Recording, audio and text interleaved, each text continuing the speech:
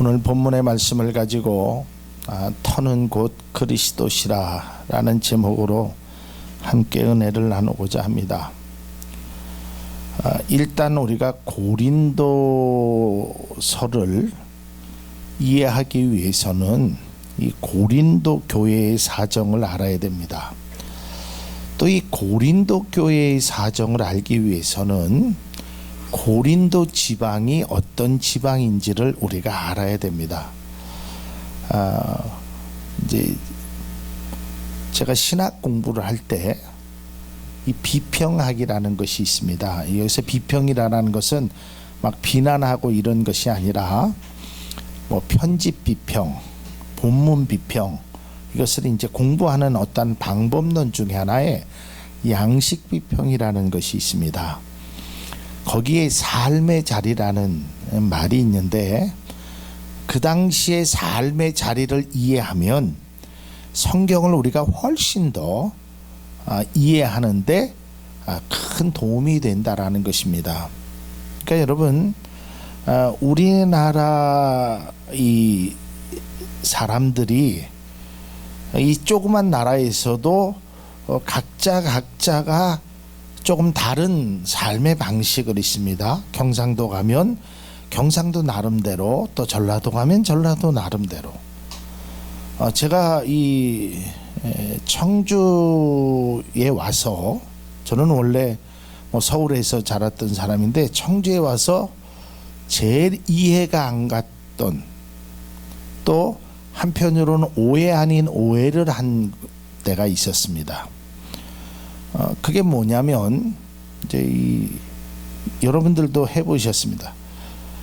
뭐 이렇게 하시는 게 맞지요? 뭐 이제 이렇게 보통 서울 사람들은 표준말로 묻잖아요. 그런데 대답을 할 때 야 그래요. 그래서 내가 나이도 나보다 어린데 야가 뭐예요? 야가 네 그래야지. 야 하더라고요. 그게 그 뜻이 아니구나. 제가 또 경상도에서 한번 살아봤거든요.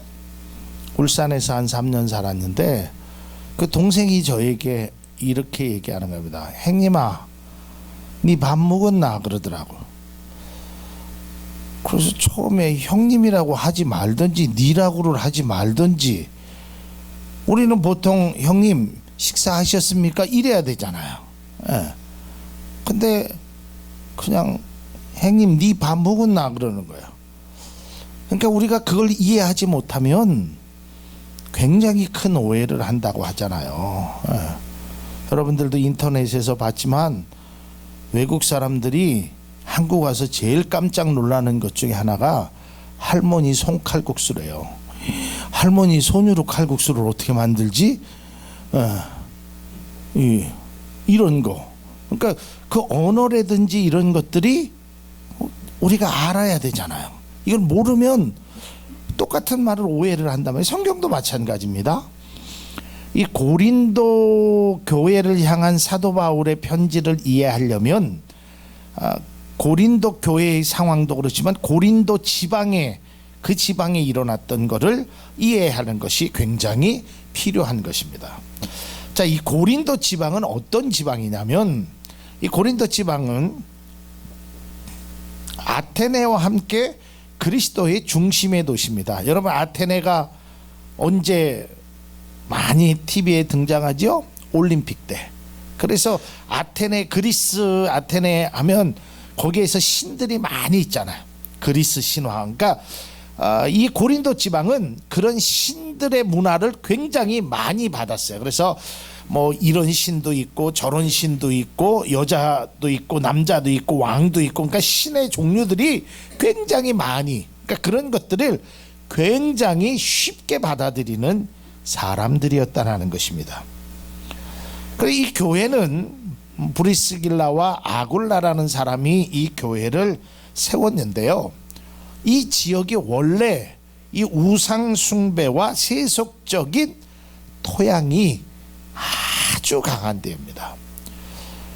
여러분, 교회들도요, 어느 지역에 가면 아주 복음이 전도가 안 되는데 보면 그 사람의 능력이 아니라 거기에는 그 세속적인 그런 토양이나 이런 것들이 굉장히 강하게 뭉쳐 있는 데가 있습니다. 그러니까 이것처럼 이 고린도 교회들도 그러한, 그러니까 어떤 우상들, 다시 말해서 그들이 세우는 신들에 관해서 많이 그들은 알고 있었기 때문에 이 고린도 교회가 굉장히 어려움이 있었습니다. 자, 그런 와중에 사도 바울이 선교 활동을 하다가 자기가 세운 고린도 교회가 아주 어려운 문제를 당했다라고 이 이야기를 듣게 됩니다. 그 이야기를 듣고 쓴 편지가 바로 고린도 전후서라 이 말입니다. 자, 그러면 이제 어떤 문제가 그들에게 있었느냐? 자, 오늘 본문 고린도전서 3장 10절에서 11절을 우리가 이해하기 위해서는 그 앞에 어떠한 환경이 벌어졌느냐를 이해할 줄 알아야 돼요. 그러니까 여러분, 성경을 읽을 때 꼭 제가 말씀드리지만 단편적으로 글자 하나 똑 따서 읽는 것은 정말 바보 중에 바보란 말이에요. 이거는 굉장히, 그리고 바보뿐만 아니라 위험한 일이에요. 전에도 제가 말씀드렸지만 사도 바울은 결혼을 안 한 사람입니다. 그리고 사도 바울이 고린도 교회를 향해서도 야, 결혼 가급적이면 하지 말아라 그랬어요. 그래서 그 말을 딱 따서, 야, 사도 바울도 결혼 안 했고 예수님도 결혼 안 했으니까 나도 결혼 안 해야 된다, 이게 성경적이다. 이건 정말 성경을 잘못 적용하는 거예요. 사도 바울이 결혼하지 말라고 얘기하는 거는 당시의 상황에 의해서 예수님께서 곧 재림하실 거니까 굳이 결혼할 필요가 없지 않겠느냐라고 얘기한 것이지, 모든 성도들에게 결혼, 그러려면 여러분들은 다 수건 쓰고 있어야 되잖아요. 여기 다 수건 쓰고 있어야 되잖아요. 그러니까 이 참 바보 같다라는 거예요. 여러분, 우리나라 역사를 봐도 조선시대에 남자들 이 머리 단발령 1번 채 내렸을 때 그들이 뭐라 그랬어요? 머리카락 자르면 내 목숨 자르는 거랑 똑같다 그랬잖아요. 이게 조상을 모독하는 일이라고. 지금 여러분들 남자들 이발하면서 이거 자르면 내 신체의 일부가 잘라나가는 아픔을 겪는 사람이 어디 있냔 말이에요. 그러니까 문제는 그 당시의 상황이나 이런 것을 잘 바라봐야 된다. 오늘 성경도 마찬가지입니다. 오늘 성경에 우리가 이 말씀은 우리가 잘 아는 말씀입니다. 이 터 위에다가 건축자가, 지혜로운 건축자가 되어야 되는데 이 터 위에다가 이것을 잘 쌓으라고 얘기하는데, 요것만 똑 띄워놓고 해석을 하면 조금 이상한 해석이 나옵니다. 그러니까 이 해석을 하기 위해서 앞에 어떠한 내용이 있느냐, 그것과 연관됐느냐 안 연관됐느냐를 우리가 바라봐야 된다는 거예요. 자, 이겁니다. 자, 고린도 교회가 고린도전서 3장에 보면 문제가 발생했는데 그것이 바로 파벌이 생겼어요. 나는 아볼로파다, 나는 바울파다, 나는 예수파다, 뭐 이런 파들이 막 생겨났어요. 그러니까 이제 사도 바울이 그 이야기를 듣고 거기에 대해서 그런 게 무슨 소용이냐, 나는 심었고 아볼로는 물을 줬고 자라게 하시는 이는 하나님이시다. 그러면서 그 비유로 말씀하신 것이 바로 3장 10절에서 13절까지의 내용이란 말이에요. 그러니까 여러분, 꼭 성경을 단어 하나, 문장 하나에 여러분들이 거기에 마음과 생각을 빼앗기면 하나님이 말씀하신 것과는 다른 방향으로 가게 된다는 거예요. 성경에는요, 그러한 내용들이 굉장히 많습니다. 제가 전에 성경 공부하면서도 그런 말씀을 드렸습니다. 잠언에 보면 오라 우리가 사랑하자, 아침까지 흡족하게 사랑하자. 여러분, 그 말이 얼마나 멋져요. 오라 우리가 사랑하자, 아침까지, 밤새서 아침까지. 그래서 어떤 전도사님이 학생의 수련회 때 그거를 타이틀로 걸었어요. 오라 우리가 사랑하자, 아침까지 흡족하게 사랑하자. 말은 참 좋죠. 근데 거기 앞뒤 문장을 보면 어떤 음란한 연인이 소년을 꼬시기 위해서 말한 내용이 그거요. 음란한 여인이 어린 소년을 향해서 야, 너랑 나랑 사랑하자. 내 남편이 지금 출장 갔거든. 너랑 나랑 사랑하자. 근데 우리 밤새 아침까지 흡족하게 사랑하자. 이게 성경에 나와. 그대로예요. 근데 앞뒤 딱 잘라먹고 그것만 똑 떼어갖고 해석하고 하면 성경은 잘못 이해하게 된다는 그런 것들이 많이 있습니다. 그래서 우리는 성경을 이해하기 위해서는 어떤 배경이나 이런 것들을 알아야 되고, 또 여러분들이 모두 저도 성경에 대해서 다 알지는 못합니다. 저도 모르면 주석도 보고 이렇게 하고, 그러나 그래도 신학을 공부했기 때문에 여러분들이 그런 궁금증이 있으면 그런 것에 대해서 목회자하고 이렇게 상의를 해야지. 여러분들이 생각해 야, 성경에 요 말대로 기록됐다 해갖고 거기에 현혹됐다가는 여러분의 신앙을 망가뜨릴 수 있다라는 것입니다. 자, 다시 본문으로 돌아가서, 자, 그러면 그런 배경에서 오늘 사도 바울이 고린도 교인들에게 이야기합니다. 사실은 이 말의 중요한 것은 터가 곧 그리스도시라라는 것도 중요하지만 이것에 대해서 더 중요한 것을 사도 바울이 이야기합니다. 3장 10절을 좀 다시 한번 보여주시죠. 10절, 내게 주신 뭐에 따라서요? 하나님의 은혜에 따라서 내가 어떤 사람이 되어 지혜로운 건축자가 되어서 터를 닦아두겠다. 그런데 다른 사람이 그 위에 세우는데 어떻게 그 위에 세울까를 조심해라. 왜냐하면 그 터는 그리스도시기 때문이다. 이게 이제 오늘 말씀입니다. 자, 우리가 꼭 중요한 것이 교회, 특별히 믿음 생활 속에서 중요한 것이 있습니다. 제가 누차 강조를 하지만 내가 무엇을 했느냐는 중요하지 않습니다. 엄밀히 말하면 내가 무엇을 했느냐는 하나님의 심판의 기준이 아니었어요.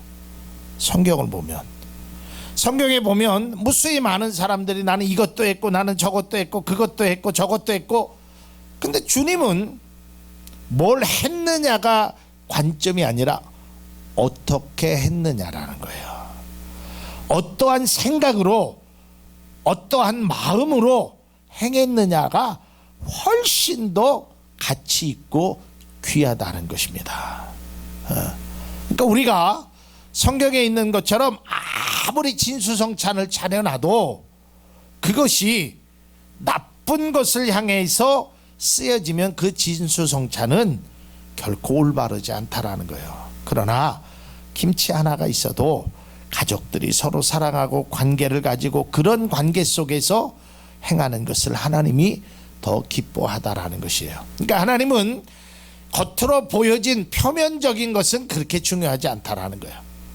그게 예수님이 말씀하신 회칠한 무덤이에요.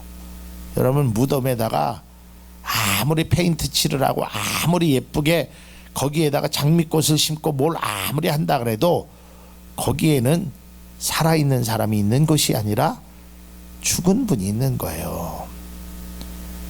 그러니까 우리가 이 신앙의 본질, 그 터, 이것이 중요한 것이지 그 위에다가 뭘 세웠느냐는 그 다음의 문제란 말이에요. 근데 우리는 관심이 뭐냐면 내가 무엇을 세울 것인가, 나는 금그릇인가, 나는 은으로 세울 것인가, 나는 보석으로 세울 것인가, 나는 뭐로 세울 것인가, 여기에 관심을 가진 거예요. 그래서 제가 지난 6개월 동안 여러분들에게 그런 말씀을 드렸습니다. 우리 교회는, 이전할 교회는 물질로 세워지는 것이 아니라 기도로 세워져야 된다. 물론 현실과는 말도 안 되는 소리가 될 수 있어요. 목사님 돈이 없으니까 조그만 데를 얻잖아요. 그러니까 돈 필요하지요. 그러나 우리가 돈이 많아서 넓은 공간을 얻었다 칩시다. 그게 그렇게 중요한 의미가 있는 것은 아니라는 거예요. 넓은 게 싫다라는 것이 아닙니다. 돈이 많은 게 싫다라는 것이 아니라 그 위에다 세우면 안 되는 거예요. 그러니까 우리의 믿음 위에, 우리의 기도 위에 교회가 세워져야 되고 여러분의 신앙이 그 위에 세워져야 하는 것이지, 그 다음에 돈도 필요하고 그 다음에 이런 것이 필요한 것이지, 세상의 관심, 세상의 물질, 이것이 기준이 되어서는 안 된다는 것입니다. 우리 교회가 이제 여러분들이 오늘 예배를 마치면 우리 이전할 교회가 아니라 이전 예비된 교회를 이제 방문할 것입니다. 여러분에게는 두 번째고 저에게는 뭐 수십 번 방문하는 것입니다. 저는 여기도 가보고 저기도 가보고, 그래서 제가 이제 최종적으로 또 한 군데를 섭렵해서 여러분들에게 알려드리는데, 그 장소가 결정될지 아니면 또 제3의 장소가 결정될지는 모르지만, 우리가 하나님의 성전은 절대로 물질로 세워지는 것이 아니라 주님의 이름으로 세워져야 될 줄로 믿습니다. 그 터가 중요한 것입니다. 그래서 예수님께서도 비유로 말씀하셨습니다. 우리의 신앙을 어디에 세워야 되는지에 관해서 마태복음 7장 24절에 이렇게 말씀하십니다. 새 번역입니다. 그러므로 내 말을 듣고 그대로 행하는 사람은 반석 위에 자기 집을 지은 슬기로운 사람과 같다고 할 것이다. 그러니까 반석 위에다 세운 집, 이게 뭐예요? 바로 그리스도 위에 세워야 되는 것입니다. 이것은 절대적인 것입니다. 이것은 결코 대처할 수 없는 유일한 것이라는 것을 분명히 알아야 됩니다. 여러분, 이제 요 다음 절에 보면 그 위에 세우는데 각 사람이 이제 공력에 따라 누구든지 금이나 은이나 보석이나 나무나 풀이나 지프로, 이런 것은 많이 얘기했습니다. 뭐 금으로 세울 수도 있고요, 은으로 세울 수도 있습니다. 지프로 세울 수도 있고 그런 거 세울 수 있습니다. 그러나 터는 오직 그리스도 예수 한 분밖에 없다는 거예요. 사도행전 4장 12절에도 이 예수밖에는 다른 아무에게도 구원은 없습니다. 사람들에게 주신 이름 가운데 우리가 의지하여 구원을 얻어야 할 이름은 하늘 아래 이 이름밖에 다른 이름이 없습니다. 그러니까 우리의 신앙이, 우리 교회가, 여러분의 믿음이 예수 그리스도의 터 위에 세워져야 그것이 바른 것이 된다라는 것입니다. 아무리 높이 쌓아도요, 터를 잘못 쌓으면, 온전한 터 위에 쌓지 않으면 그것은 하나님의 교회가 될 수 없습니다. 전에도 말씀드렸지만 여러분이 아무리 빨리 가도 방향이 틀린 곳으로 간다면 그것은 아무 의미가 없다라는 것입니다. 그래서 조금 늦게 쌓아도, 조금 힘들어도 바른 터 위에 바르게 세워야 한다라는 것을 반드시 기억해야 합니다. 그래서 오늘 말씀의 중요한 교훈은 누가 어떤 건축을 하든 그 터는 오직 하나라는 거예요. 그러니까 우리 교회는 뭐 장로님의 생각, 또 저의 생각, 우리 권사님의 생각, 우리 집사님의 생각이 조금 다를 수는 있어요. 그리고 하는 방식이 조금은 다를 수 있어요. 그러나 그 다름의 최종 목적은 하나님을 위한 것이 되어야 된다라는 거예요. 이게 매우 중요한 것입니다. 그러니까 사람이 여러 가지 소리를 나타내는 것은 나는 반대하지 않습니다. 모든 분들이 다 같은 말을 할 필요는 없어요. 생각이 다른데, 그리고 우리가 합창을 해도 혼자 하는 것보다, 소프라노만 하는 것보다 엘토도 하고 베이스도 하고 테너도 하고 사부가 화음을 넣으면 아주 멋지잖아요. 근데 베이스를 하는 사람도 소프라노를 하는 사람도 그 소리는 조금 다르지만, 음역은 다르지만 결국은 그거를 통하여 아름다운 하모니를 만들기 위해서 하는 거예요. 저는 음악에 대해서 잘 모릅니다. 그러나 제가 보면 때로는 엘토가 노래를 안 부를 때도 있어요. 어느 구절에 되면 안 불러요. 또 어느 구절 되면 어떤 데는 다 같이 사부가 노래를 불러요. 오케스트라를 봐도요, 이 바이올린이 계속 하는 것 같지만 가끔은 안 할 때가 있어요. 그거는 악보에서 하지 말라라는 거예요. 왜? 모든 것의 조화를 위해서. 그렇다고 내가 하고 싶다고, 내가 실력이 있다고 이걸 켜면 그 음악은 망가지게 되는 거예요. 마찬가지입니다. 우리가 하는 어떤 말, 어떤 생각, 이런 것들이 다양하게 표출되는 것은 매우 필요하고 중요합니다. 그러나 그것이 내 것을 이루기 위한 수단으로 사용되어서는 안 된다는 거예요. 그러니까 목사도 마찬가지입니다.